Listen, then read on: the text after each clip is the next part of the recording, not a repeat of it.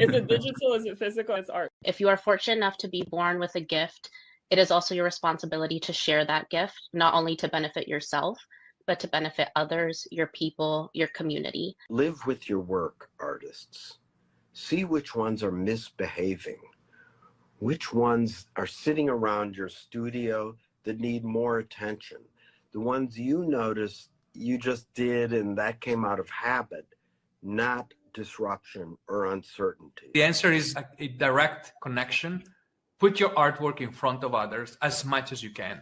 And of course, use a website, use any means necessary to get your artwork in front. You don't know what's working until you try. You just keep going. There's no choice, right? There's no choice. Yeah. And you can't be a victim because then you're not going to keep going. I think posting online and just telling people like, I'm going to do this thing for 365 days. That is motivating. That's exciting. You are musical. You are artistic. We all have a gift. We all have a gift. We just have to find it.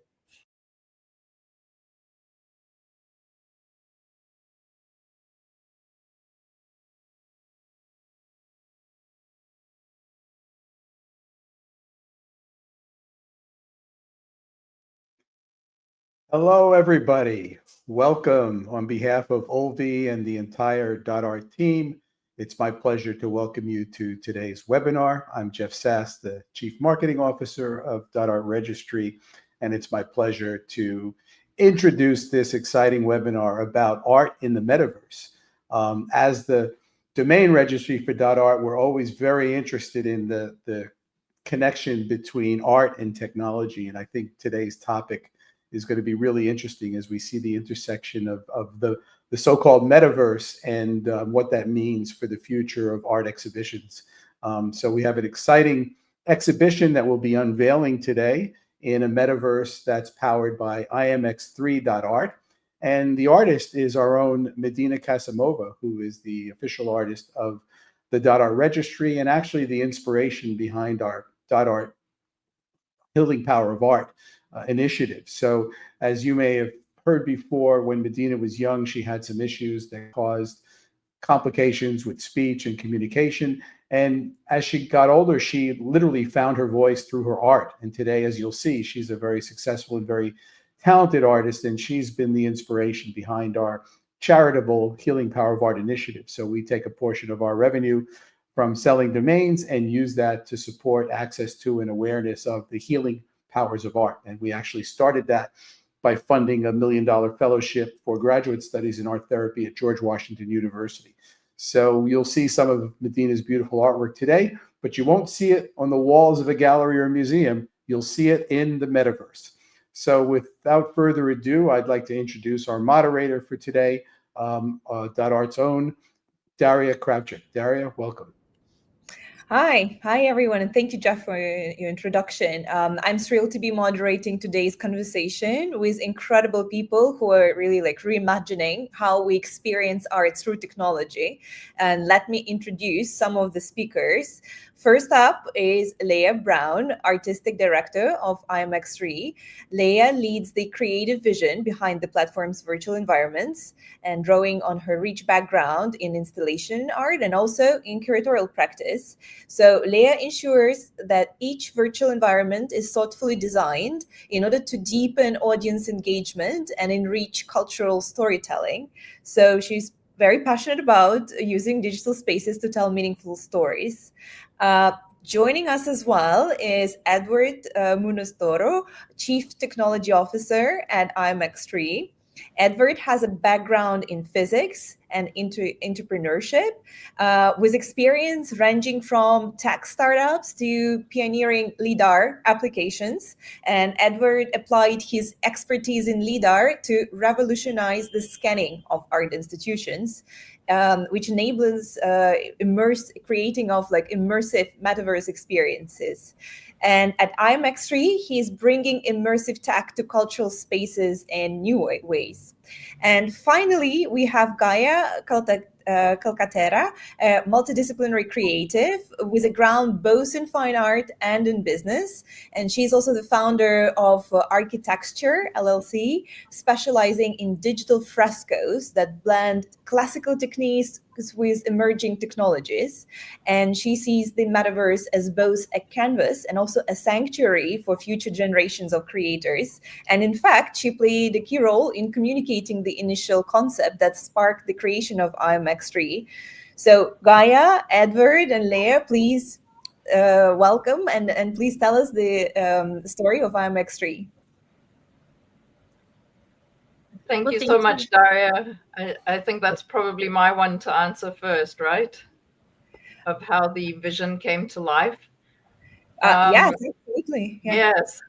So thank you, Daria, and hello, everyone. It's an absolute pleasure to be here today. And as Daria said, my name is Gaia Calcaterra, and my background is a degree in fine arts and a master's in business management.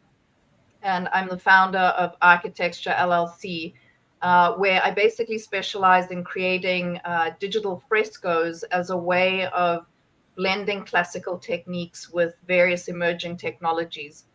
Now, my foundation in art is very classical, and it comes from studying fine art in Florence, Italy for 4 years, where I was basically trained and I specialized in paint techniques from the 1400s, but also with a 4-year focus on fresco painting, art restoration, and the conservation of artwork.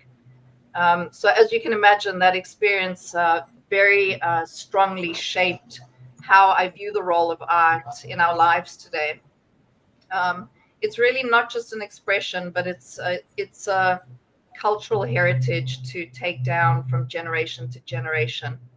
So really, I've spent over a decade working at this fascinating intersection of art, culture, digital innovation, and business.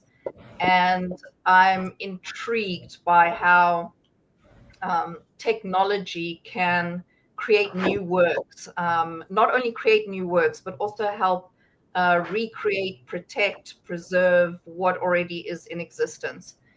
So this takes us up to, it's a little bit of background to explain how we got to the Fat Village vision and how it then came to life. So for those of you who don't know, Fat Village is a creative district in the heart of Fort Lauderdale that has been for years a vibrant hub for artists, galleries, cultural energy. And it used to have a very, very colorful monthly art walk, which I used to love attending. But then it got to a point where the district had to close down temporarily for construction. And it felt like more than just a pause. It really at the time felt like it felt like a risk or a moment where sort of the identity of the creative momentum that had been created out of the space could actually disappear forever or at least be forgotten. And so at the same time, I had started taking a keen interest and began to notice how the possibilities of various online platforms and virtual communities were starting to emerge in the metaverse. And I started observing how people were starting to build these absolutely fascinating immersive environments. There was an environment where you could put on the headsets and it would take you through a meditation, but that almost mimicked, a psychedelic journey space. There were people creating digital clothing and selling it to each other. They were hosting events. They were showcasing creativity in entirely new ways. So I started to look at this and be really interested in it as a possibility or a way to bridge the gap between physical absence and cultural presence. And so it brought up the question of, what if we could actually keep something like Fat Village alive, not just as a static sort of memory in 2D, but actually in motion by placing it into something like the metaverse? And so this started to lead to a number of discussions with Doug McGraw, who is the founder of Fat Village and who is an absolute visionary. And we started to just talk about the various possibilities of bringing this concept of Fat Village into the metaverse, not just as a digital replica project, but really about honoring the soul of a creative place by giving it a new type of permanence that could be visited from anywhere in the world, actually. So yeah, as a virtual space, there was really the possibility of starting to reimagine all sorts of things like the galleries, the murals, the street corners, and of making them accessible to anyone from anywhere on the planet at any time of day or night. And more than that, there was a space created where art could live and breathe, and visitors could not only view it, but also interact and explore the artwork and engage with it, which is really unique. For sure, it is not a place, a complete replacement for physical art spaces, but it's really a continuation or an extension of these art spaces, which I find very, very interesting. Yeah, so looking at, preserving art in these digital realms, I think that digital platforms offer something that traditional archiving can't, and that is experience. Like, it allows us to not just preserve the artwork, but it's more a feeling of being completely surrounded and immersed in it and being able to interact with it or walk through it or being surrounded by it, and all with an extraordinary level of detail. So I think it allows the possibility in future that even if buildings are torn down or walls are painted over or cities evolve, that the spirit of a place or the spirit of the art can remain. It also allows for an absolutely inclusive future where one can, the access to cultural places or activities isn't necessarily limited by geography, time, or physical ability. Like, it pretty much opens it up to everyone. So yeah, Daria, to close, I mean, what really began as a challenge of how to keep Fat Village alive while it was physically inaccessible really started to become a powerful opportunity to explore what cultural conservation can look like in the digital age. And so, it became a space that not only allowed full creativity and conservation, but also space that seems to have no gravitational, spatial, or structural constraints, right? It's literally the sky's the limit as far as creation and creativity is involved. So yeah, I mean, I'm very excited about it and see it as sort of a new canvas for cultural legacy. Thank you, Gaia. Ed, Leah, would you like to add something more about IMEX? Sure. Yeah, I'd love to hop in there. Thank you so much, Daria. And thank you, Gaia, for that wonderful introduction to the spark of how Fat Village entered the metaverse. I think it was shortly after that conversation that you had with Doug about preserving these spaces that, that he called up me and my husband, Peter Simmons, who have been longtime curators in Fat Village, and said, listen, I've got a wild idea for you two. And we were so excited to hear this new direction because we entered into the Fat Village art scene really early on in its development in about 2010. And at that point, it was still really just in its early stages, a warehouse neighborhood that had a ton of potential, but needed art, it needed organization, it needed shows, it needed artists, it needed people. And so we really helped from the beginning in growing the neighborhood and letting it find its kind of cultural voice and cultural importance in the broader South Florida art community. So we watched it grow from this small seed where we would be so excited if 50 people showed up to an art walk to, 10 years down the line, seeing, literally thousands of people streaming through the streets for the art walks every month, every space filled with artists, filled with creativity.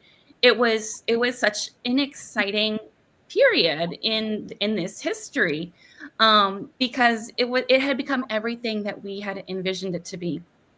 And then, as all things do, it changed, and the buildings were going to come down, and we had that same sadness that everyone does, like, oh, we're losing, these wonderful, gritty, grungy spaces. And yes, it's going to be, big and fancy and spectacular, but the legacy of the artists that propelled this particular plot of land into the kind of value and importance, we wanted to see that preserved as well. So Doug invited us into this project, and I've had the absolute pleasure of working with Ed and the rest of the team to technically fulfill the vision, that the artists have originally placed into this neighborhood. So, in preserving the historic aspect of the spaces through LiDAR scanning and a digital recreation, to now that these spaces are starting to get more used, more populated, to imagining what the future of this digital space can be, because it's not relegated just to the historic, but it can also it exists, simultaneously as this future endeavor with virtually unlimited space and potential. So I'd love to pass it off to Ed so he can explain a little bit more about the technical side of things. Yeah, thank you, Leah and Daria. Yes, I think at the core, the technology and the purpose of IMX3 is not really replace the real life experiences by any means, but I think the mission is to extend art to reach more places, more people, and to make art more accessible. And with our experience to work with cultural institutions like museums and public art divisions, we have been learning that this technology can really be a catalyst to inspire people to actually go out and visit their art gallery or their museum, or they, in the cases of public art, their public art treasures that are in the country, on their city, which sometimes they're not aware of. So yes, at the core, the technology wants to converge and extend the real life experience. And that's why we pay a lot of attention to being able to replicate these social interactions that makes art awesome. When you go to a museum, when you go to an art gallery, and you can experience, for example, a new art exhibition, you see the people, you talk to other people, you engage with community.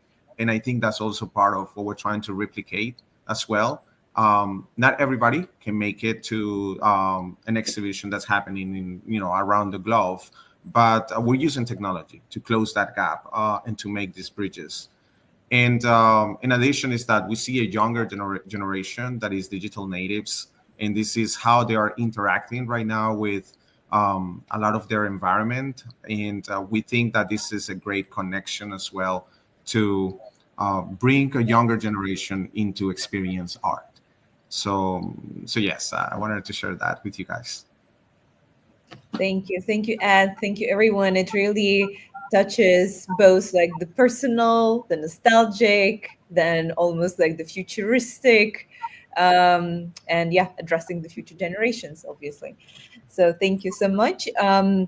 And now, I would like to take a moment to talk a little bit about the curating also in the metaverse, because I was curating together with the team of IMX3 recently, and basically it's a space that's transforming how we exhibit and how we share and how we engage with art as well. And unlike traditional curating in traditional sense of the word, working in the metaverse removes a lot of logistical barriers. Obviously, there is no shipping, there is no physical setup, there are no geographical limits.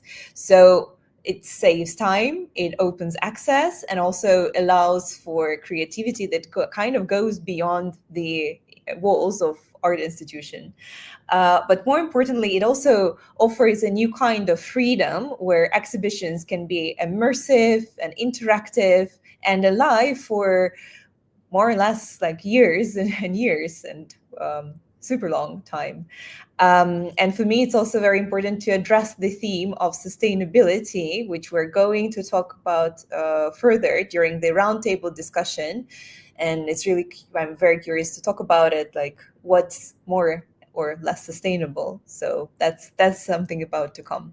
But today is really a lot about the new project we're opening, and we're thrilled to be officially launching it. It's a brand new exhibition from canvas to code, and it's the first metaverse-based solo show by Medina Kasimova.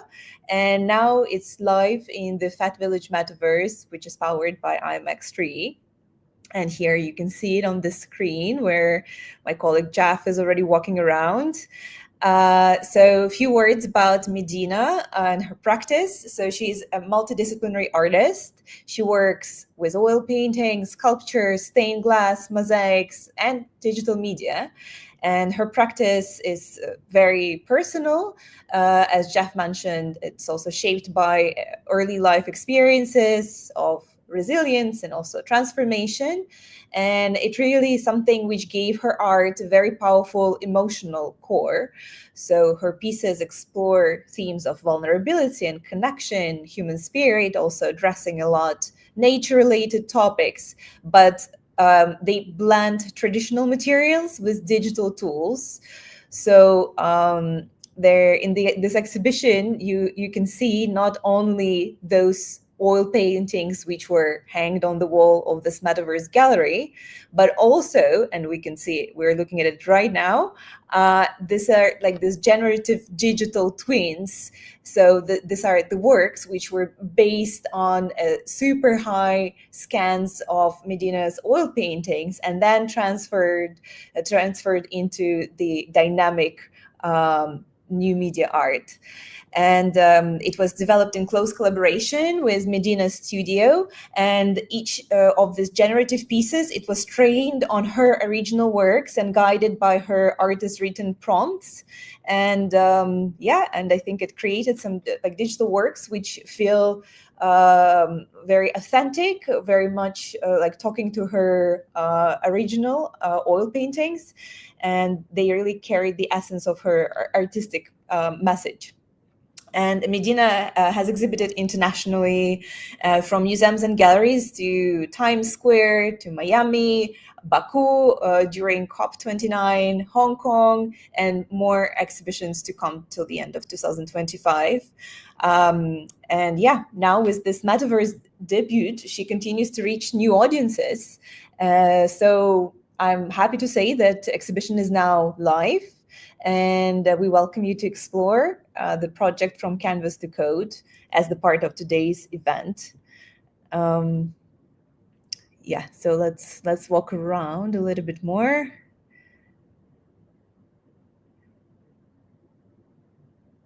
Yeah, so here you can see also the physical artworks.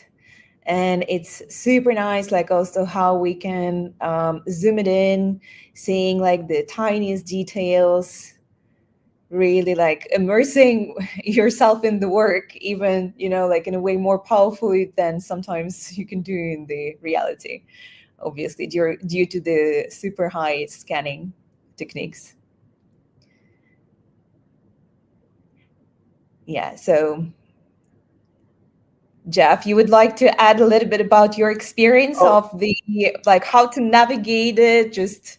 Well, just, yeah, I mean, the platform, I mean, the most impressive thing, and we've looked at a lot of different, you know, virtual gallery platforms, is the quality that Ed and Leah and the team have put together. Because you look at, as you pointed out, Daria, you could zoom in, you know, Very close. And you're seeing brush strokes here. You're not seeing anything that's pixelated or looks like digital art. It almost looks like the original. So it's really beautiful.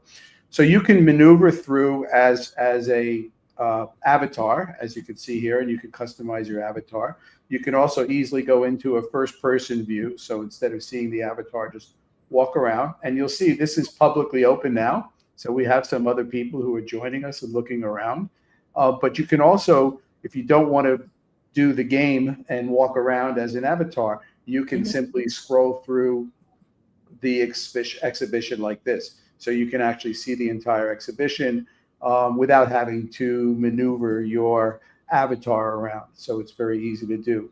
And again, you're zooming in and you could see with tremendous detail the quality of the image. And this is one of the generative pieces that Daria mentioned that was taking one of Medina's paintings, Spring, and then turning it into a generative work with AI trained on Medina's artwork. There's also links. Each of these items links to a page on ID.art for that item with additional information and background. So it's really easy to maneuver through the exhibition, either by clicking on the links or by walking around and controlling it yourself. But as you can see, people are doing flips in the background. You could always, very lively. If you're a fan of Benson Boone, you could always do one of these while you're going through the exhibition. But it's a really great way to experience the artwork and engage with other people.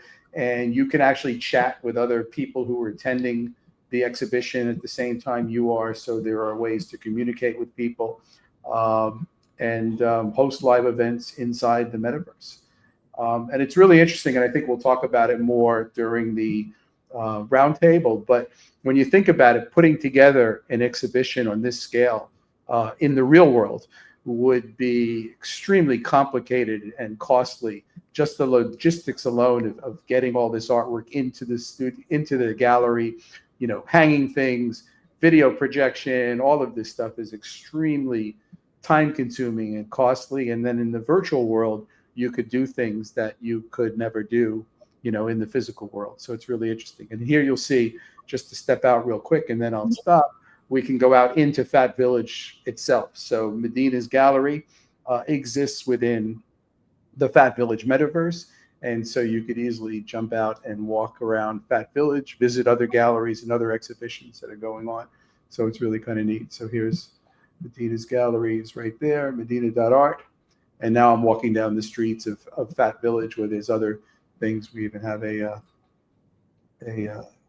there's a billboard for .art there. And here's another exhibition that's going on now. Selma is now. So it's really quite interesting how you can maneuver through what used to be a physical place. And I'll just say it as an aside, my offices used to be in Fat Village. I'm based in Fort Lauderdale. And so I used to walk down this street all the time. And it's remarkable how well IMX3 has replicated what used to exist as a physical space. So with that, I'll turn it back to you, Daria, and we invite everyone to visit medina.imx3.art and walk around and see the exhibition and see the gallery yourself. Yeah, thank you, Jeff. So before we start the roundtable, I would like to introduce one more speaker. And so hi, Elena. So I'm excited to introduce Elena. Elena has recently joined our team as a strategic consultant for art and Web3 at the HUG. And she's a leading voice in digital art and blockchain and founder of Kadaf Art Fair. She also led global partnerships at Live Art and taught at Sotheby's Institute and Christie's Education. And currently at the HUG, she's helping to drive innovation and empower creators, especially in Web3 world. So please welcome Elena as well. But before we start the roundtable, I would actually, I would ask Jeff if we could have a quick look at the results of the audience survey, which we collected prior to this webinar. So let's dive. Thank you, Daria. Yeah, we did a little survey, a short survey before we launched this webinar to see what people thought about the metaverse, and some interesting results real quick. would you exhibit in the metaverse? And actually 50% of the respondents said absolutely. And another 40.5% said maybe, depending on the platform. So a large majority of people seem very willing to try exhibiting their artwork in the metaverse. And then thinking of it from an attendee's point of view, would you attend an exhibition in the metaverse? Again, a lot of people said yes, they're very curious to explore, over 76%. And then the other 23.8%, were maybe if it's easy to access. And of course, that's very important. And one thing I should mention about the IMX3 platform is it is easy to access. What you're seeing today of Medina's gallery, you can visit on your phone, you can visit on a computer, you can visit on a tablet. If you happen to have 3D, virtual reality headsets, you can use them to see it. So it's accessible very easily across all those different platforms, which is very important, I think. Next slide. So what excites people about the metaverse? So the number one answer was global accessibility. And of course, that is very exciting, and even when you think of museums and galleries in the real world, the number of people who can see that exhibition is limited by physical space and who can come to the town where the gallery happens to be situated. In the case of Medina's gallery in the metaverse, it's virtually, literally available to anyone in the world who has access to the internet. So you have that instant global accessibility. And I thought it was interesting that the other top answer was new creative formats. I mentioned that you can do things in the metaverse that would be hard to replicate in the physical world. And I think that's opening up opportunities for creatives and artists to think of different things they could do using this digital platform that they actually could not do or would be cost prohibitive in the physical world. So I think it's interesting that people recognize that. And it was also interesting that the least interesting thing was digital ownership of NFTs, which is not really necessarily related to the metaverse or not. So it was interesting to see what people get excited about. And of course, the global accessibility and the new creative opportunities were the top two responses. What are people concerned about? Obviously, the number one choice was technical barriers, right? So that's the concern. A lot of people, when they hear about the metaverse or they hear about virtual reality, they immediately assume that you've got to have those clunky headsets, which are troublesome for some people and cause nausea for some people and are expensive in some cases. But the actuality is the way IMX3 has handled it, that's not a requirement. You can easily access this metaverse from any device that can access the internet pretty much. The second result was people concerned about protecting and also monetizing their work. So it's interesting because as I showed you when we did the walkthrough, when you click on an item, you can link it to the artist's webpage. We're linking Medina's work to her ID.art account, but that gives you the opportunity to also link to marketplaces and ways that you can offer your artwork for sale, either prints or digitally or NFTs, et cetera. So you can monetize your work through these metaverse exhibitions. So that was great. And of course, accessibility is always going to be,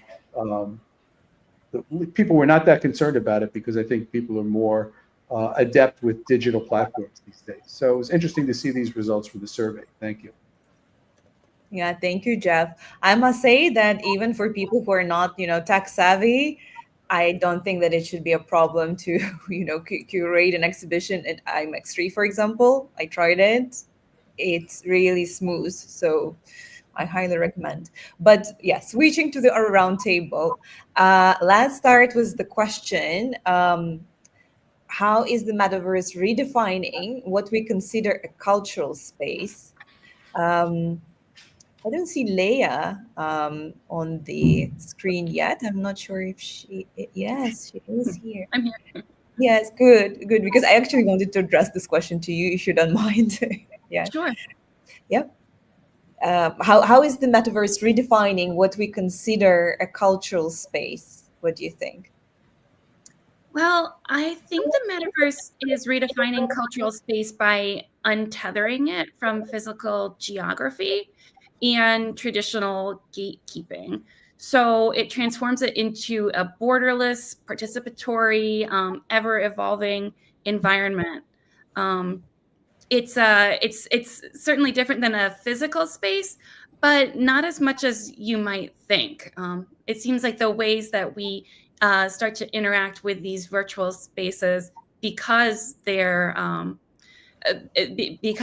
social spaces, they start to form those kind of cultural connections that we expect out of physical spaces as well. Mm-hmm. Yeah, thank you, Leah. And actually, just one more also for you in order to open up a little bit more things like curation related. What unique creative opportunities you think that virtual curation open up, those which are not accessible or possible in physical, like galleries or museums?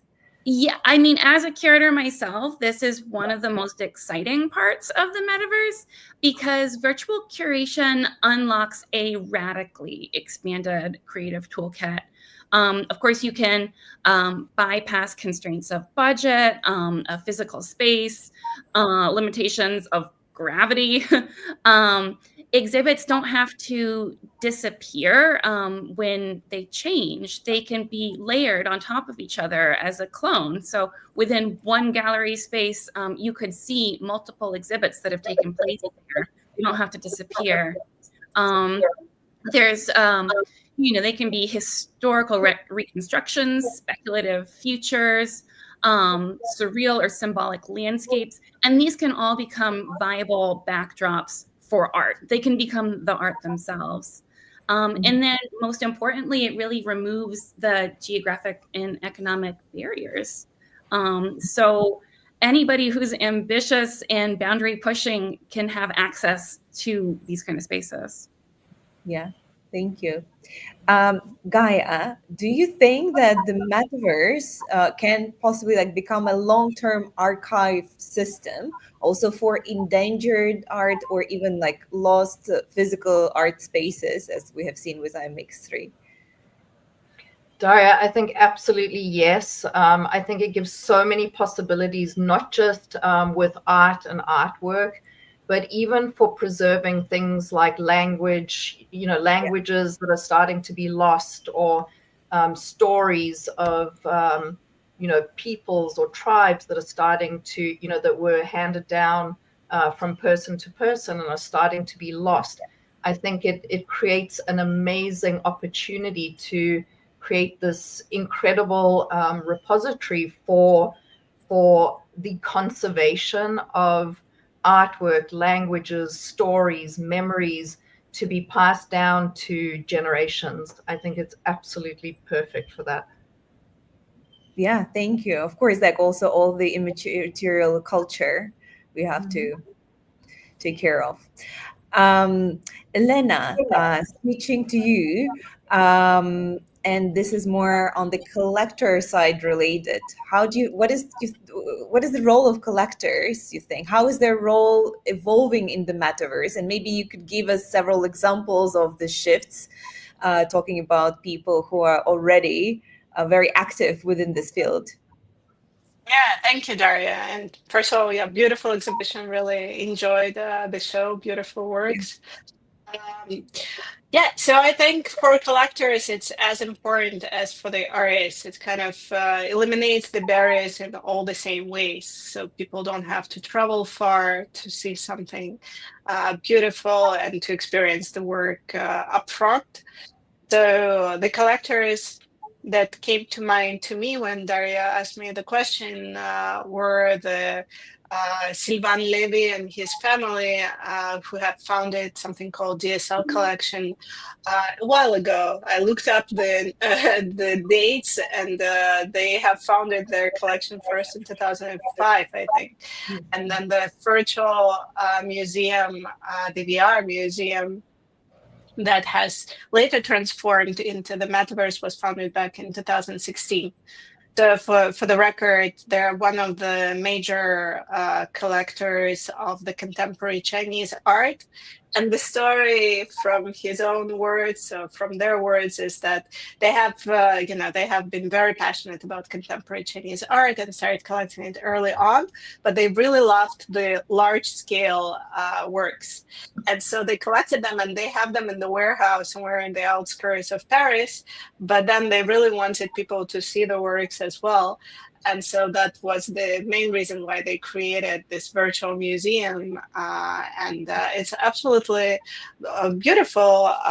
Although I might say so, some of the concerns about the metaverse have gradually, all over the history of the metaverse was the technical capacity. So you come in and how glitchy the metaverse is, how many people can experience it at the same time without any issues. But I think the technology has developed so much, just looking at this exhibition, it's fantastic how quickly Jeff can navigate through the paintings and sees it at all different angles and the quality. So I think it's really incredible, and I think it's a great opportunity for collectors like Levis to make their collections be experienced in an absolutely different way, and to show these collections to a large number of people, which is of course very important for collectors because they want to show their collections usually, and they want to do something with them further on. So. That answers your question. Yeah, absolutely. And Elena, what do you think, like for artists, what Metaverse is offering?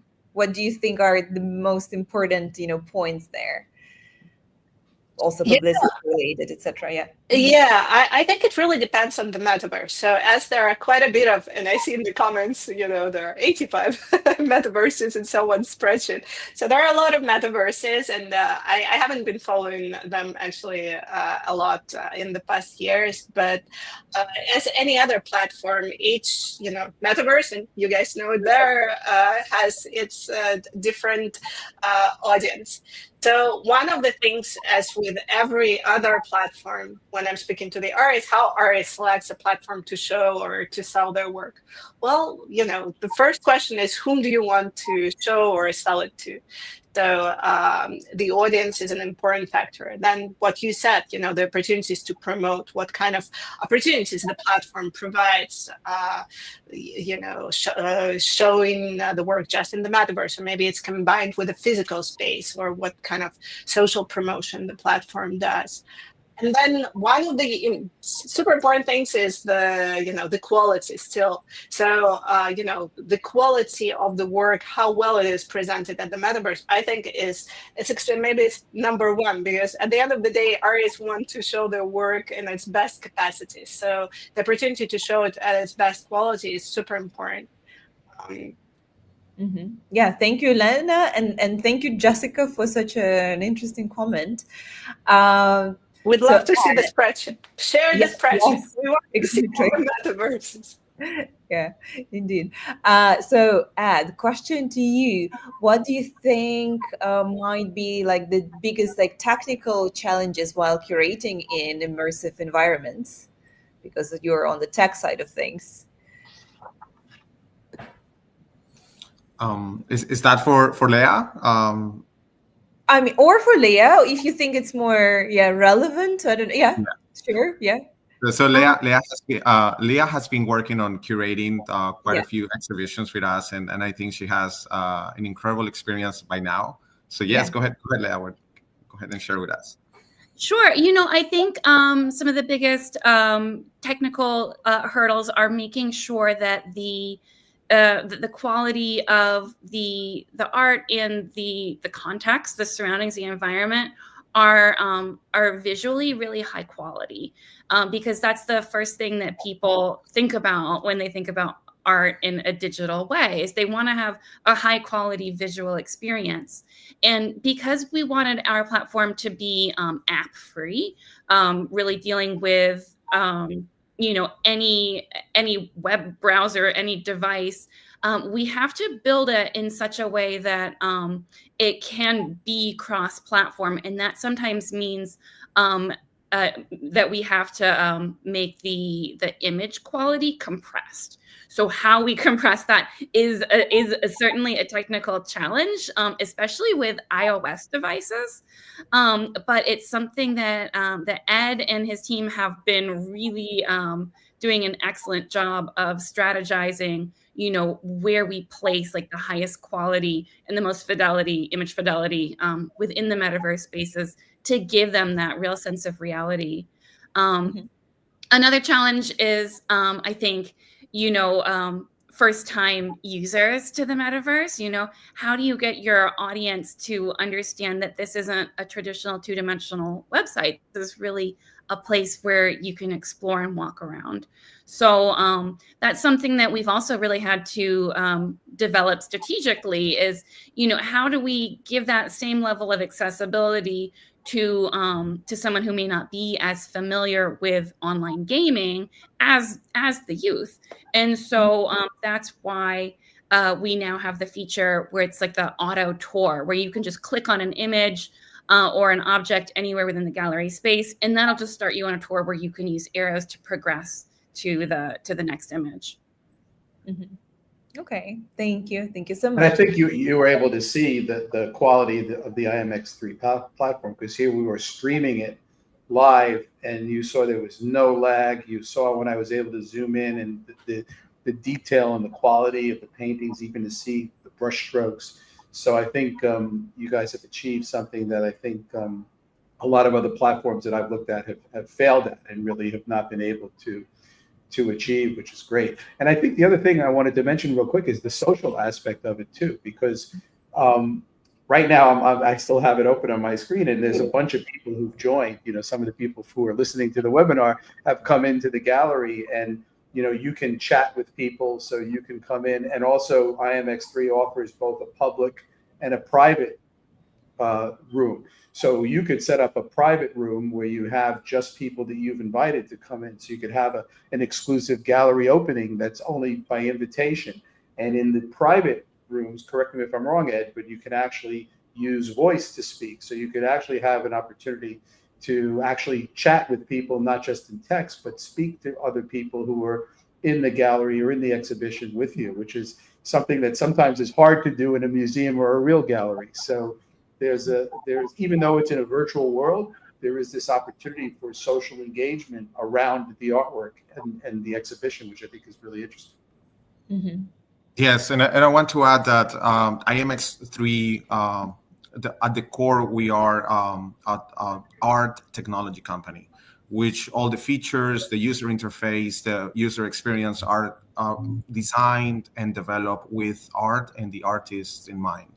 So that really put us on a different, I would say, mission than other companies that try to maybe bring gamification or which we do think that those are important features. But at the end of the day, we always are very clear that this is a technology that we want artists to use. We want them to see it as a tool to be able to expand their reach. And that's where everything starts on the drawing table, is how our artists are going to be using this feature. What features can we bring to enhance their experience, to enhance their mission to actually reach more art enthusiasts, collectors, and just to have more visibility. So I think that really makes a huge difference in our the way our technology gets developed. Thank you so much. And as I promised, we're coming back to my favorite question. And Ed, this one is for you because it's sustainability related. So I'm just wondering, like, how do we balance the rapid expansion of digital art, which with concerns about energy use and sustainability? And do you think that exhibitions within the metaverse are more sustainable or might be more sustainable than the offline ones? Maybe you have some statistics in mind, etc. Yeah, that's a great question, by the way. Well, it is, first of all, it is true that servers do use considerable energy. So while hosting isn't zero impact, it actually dramatically lowered the impact than traditional physical exhibitions. When you think about it, you're looking at a beautiful art exhibition, then after a few months, it's gone. They pack it up, ship it out, and often rebuild it somewhere else. And that cycle repeats, creating massive waste and energy use each time. So now imagine Medina's exhibition, that it's one that never closes, never has to be dismantled or relocated, and never generates extra waste or emissions. And I think that's one big benefit of extended reality exhibitions, is that in the metaverse or in XR, the art stays accessible indefinitely. So there's no shipping crates, no rebuilding. And I think honestly, this isn't just convenient, it's genuinely better for the environment. I think by eliminating constant rebuilding and transportations of the same exhibitions that travel around, we can drastically reduce carbon footprint and resources. Mm-hmm. Yeah, thank you. Thank you so much. And now I have a question about the accessibility and interactivity. And this is just for everyone who would like to jump in on it.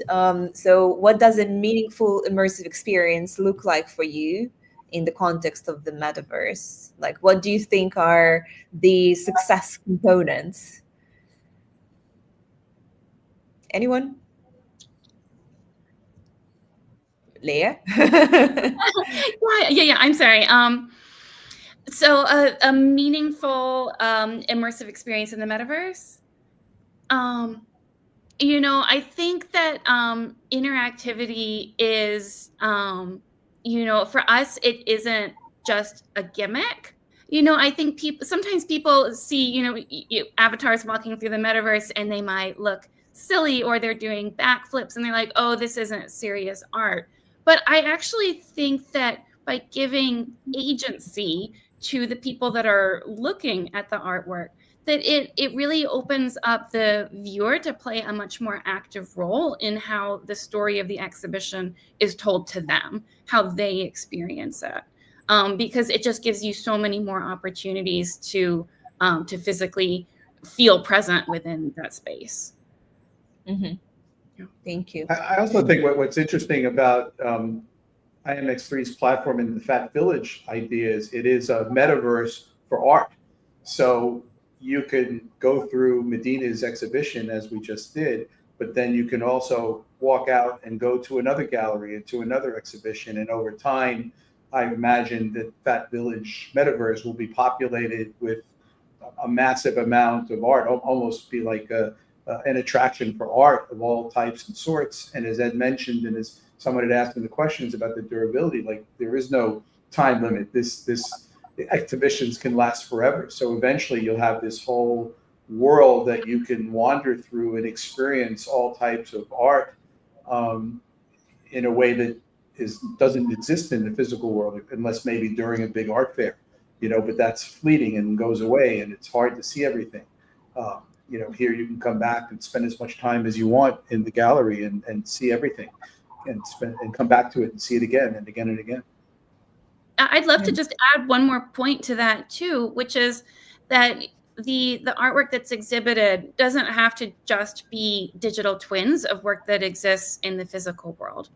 And I think that opens up a lot of opportunities for artists who are creating immersive environments digitally, but maybe don't have an excellent platform to show the world those pieces, because now you can go through those works. The way that they were intended to be seen, you can see them. Mm-hmm. Yeah, thank you. Yeah, and I would also like to just add something on, having lived and traveled all over the world, right? I've come across incredible artists all over the world who oftentimes just don't have the financial means to be exhibiting in real life spaces in other countries, like in the Art Basels of this world and similar situations. And so I feel like this creates this incredible opportunity to be seen and to exhibit their work from anywhere in the world at a relatively low cost. And then that in turn opens up this absolutely amazing opportunity for cross-cultural exchanges, right? Like an artist here in the States might not necessarily have the opportunity to meet with a particular artist somewhere in Asia, right? But this starts to create like an environment to share, exhibit, just share and be with each other's, be exposed to each other's ideas that wouldn't necessarily happen. Mm-hmm. Yeah, thank you, Gaia. I actually had another question for you. What advice would you give to the cultural institutions which are still like hesitant or cautious about being engaged with immersive or digital technologies? That's a great question. And, as I mentioned earlier, I come from a very, very classical training, and there's an aversion to taking on technology, right, in a lot of cases. And so my suggestion would be start small and see how, test the waters, maybe digitize an exhibit, see what the response is, host a talk in the metaverse.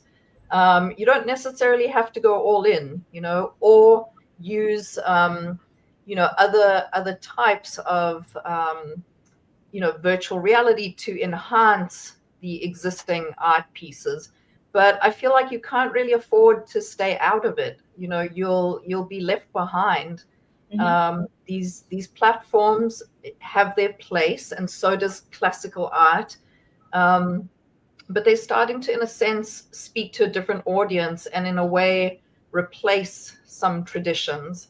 And they keep expanding their reach. And so it would not be wise to just completely dismiss it. Yeah. It's not going anywhere, that's for sure. And I think like the final question to the team of the IMX3 is about like, how do you onboard artists and curators? How do you usually start your, collaborations, partnerships, etc.? Maybe, this will be good to discuss in the end. Yeah, absolutely. So anyone who's interested in beginning the conversation can reach out to us through our website, imx3.art, or through any of our social media platforms. And then we will be happy to give you a tour of the different spaces that we've created and lay out a roadmap for exactly what your vision is. Because in the arts, everyone has their own unique vision. We are really committed to honoring each of those visions. And Ed is actually working right now on a tool to make the whole process more autonomous for artists as well. So Ed, would you mind telling a little bit about that? Sure. I think you said something beautiful that is also we pay a lot of attention to, and it's that we like to honor each individual's artist vision. So our process is actually very guided by the hand. We do host one-on-ones meetings. We want to understand exactly what is that vision and then execute it as a partnership. And that is something that we want to be able to, even though we're automating a lot of our aspects and of our technology, we believe that the best product is one that we can really work as a partnership and bring together as a team, working with each individual artist. So yes, and I agree. Please reach out to us if you believe that we can really help you to take your art to a wider audience. We're super excited to do it. Yeah, thank you so much. And before saying final goodbyes, I would like to give the floor to Jeff once again before we end the webinar. Yeah, just checking if there are any questions from the audience real quick that we didn't address. I think we addressed a lot, but someone did ask a question just before we go to the close about this works well for linear exhibitions, like with rectilinear 2D artworks. What about more sculptural and also more installations based on 3D immersive artworks? Any cohesive ideas? So I know that Leah, you've curated some exhibitions involving sculptures and 3D items, right? So you may have some thoughts on that. Yeah, I actually think that the Metaverse, being a 3D platform, works best for 3D artworks.